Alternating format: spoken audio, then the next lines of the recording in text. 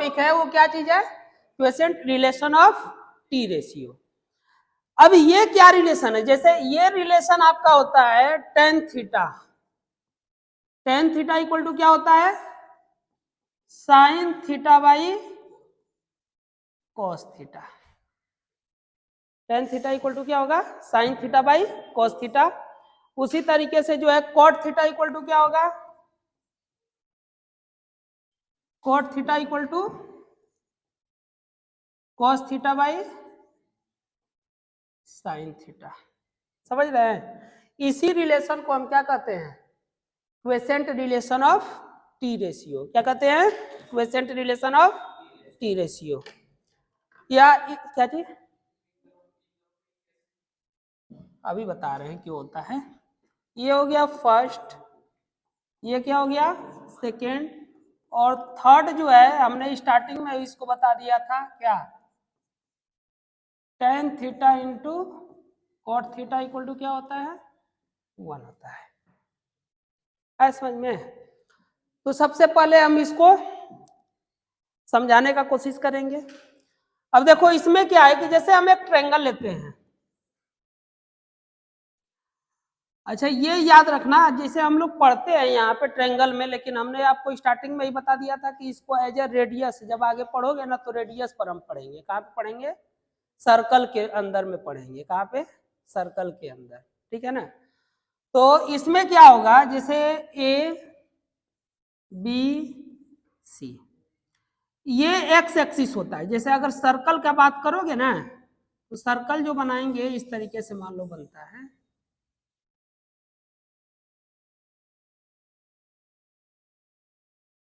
ये हो जाता है एक्स एक्सिस, ये होता है वाई एक्सिस, और ये उसका क्या है रेडियस। क्या होता है, ये आपका क्या हो गया, क्या हुआ, A B X axis, B C क्या हो गया वाई एक्सिस, क्या हो गया, और ये ए सी क्या हो जाएगा, रेडियस हो जाएगा। इसका स्टडी एक्चुअल में ऐसे है कि आप ये वाला पॉइंट चलते रहेगा, यहां पर आएगा तो क्या हो जाएगा, दोनों के बीच में जो एंगल फॉर्म हो जाएगा वह कितना होगा, 90 डिग्री हो जाएगा बेस और इसके बीच में। उसी तरीके से आगे ऐसे बढ़ते जाएगा, तो ये जो थीटा है ये एंगल क्या है, थीटा है। समझ गए। तो अब जैसे यहां पर अगर हम टेन थीटा लेते हैं, क्या लेते हैं टेन थीटा, तो टेन थीटा इक्वल टू क्या पढ़े थे, परपेंडिकुलर बाई बेस। परपेंडिकुलर यहां पर क्या है y, और बाई बेस क्या है x। अगर हम न्यूमरेटर और डिनोमिनेटर दोनों में r से डिवाइड कर दें, किसे डिवाइड कर दें, r से। अगर यहां पर भी r से डिवाइड कर दें, यहां पर भी r से डिवाइड कर दें, तो हेल्थ पर कोई इफेक्ट पड़ेगा, नहीं पड़ेगा। और y by r equal to क्या होता है, y means perpendicular, r means hypotenuse, क्या होता है साइन थीटा, और x by r equal to ये क्या हो जाएगा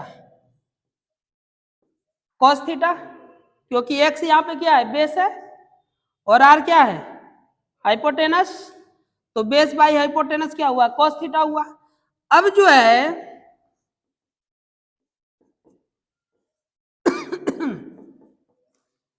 from equation first second and third, first second and third क्या मिलेगा, tan theta equal to y by r को किससे रिप्लेस कर देंगे साइन थीटा, और बाई एक्स बाई आर को किससे रिप्लेस करेंगे कॉस थीटा। तो टेन थीटा इक्वल टू क्या हो गया sine theta by cos theta. समझ में आया। उसी तरीके से in case of cot theta, इस केस में क्या होगा, नहीं होगा क्या, अब कॉपी कर लीजिए तो फिर उसको बताते हैं। अब जो है जैसे कि फर्स्ट कंप्लीट हो गया, सेकंड को जो है देखते हैं। पूरा हट गया क्या?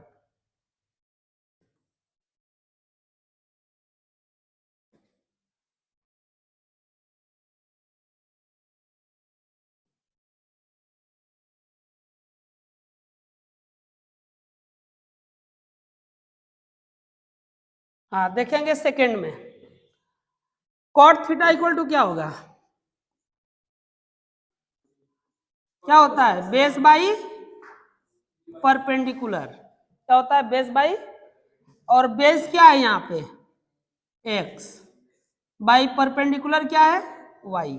अब हम क्या कर दें, न्यूमरेटर में डिनोमिनेटर में दोनों में डिवाइड करते हैं, किससे? आर से। तो x by r means cos theta, हाँ जी, और y by r means sine theta. अब x बाई आर को रिप्लेस करेंगे cos थीटा से, y बाई आर को रिप्लेस करेंगे साइन थीटा से, तो यहां से आपको क्या मिल जाएगा? cot theta equal to cos theta by sine theta. ठीक है। अब जो है, जैसे कि ये मान लो आपका सेकेंड इक्वेशन है, फर्स्ट इक्वेशन क्या था? tan theta equal to, tan theta equal to क्या था? Sine theta by cos theta.